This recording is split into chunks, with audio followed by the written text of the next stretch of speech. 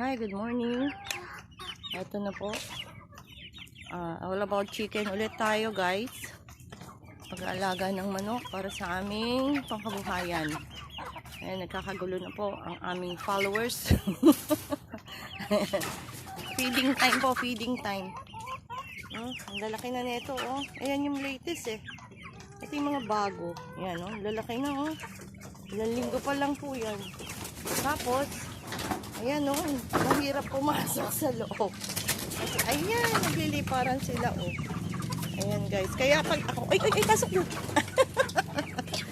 Kaya pag ako yung nagpapakain, naku, nilalansi ko pa yan. Nilalansi ng anak ko.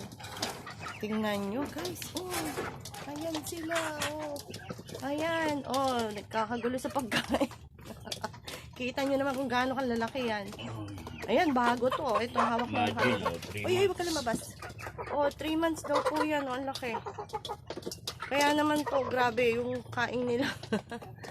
Wala pang itlog kasi lugon pa sila, eh. Ay, ito mga bago pa, hindi pa to mangingitlog kasi months. Ilang buwan pa lang to, eh. Nangingitlog 6 months, no?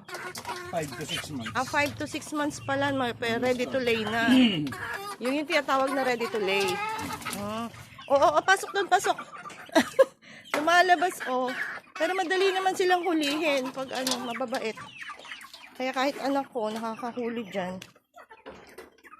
Ayan yung bahay nila. At kailangan pa po naming magdagdag ng bahay. Ayan.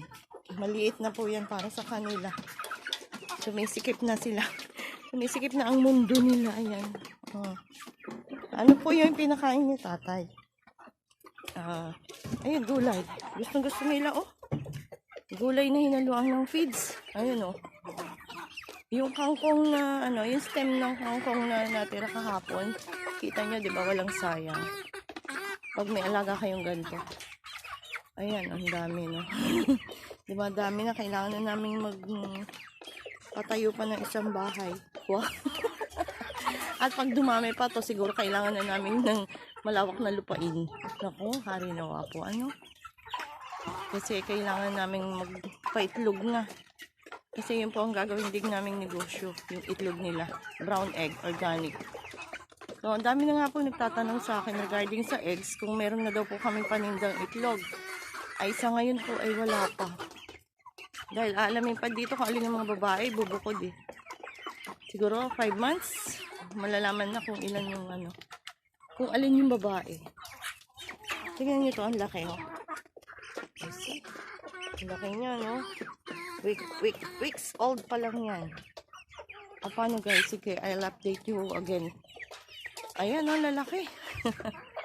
Ayan po magiging negosyo namin. Nag-iisip na kami ng pagkabuhayan para kung sakaling mag-retired si tatay sa work, meron kaming mapagkukuhanan. Ayan, maliban po dun sa mga plano namin mag-merchandise at magtindahan. May mantika rin po. Bigas mataas kaya stop muna. Ayan, kailangan mag-isip.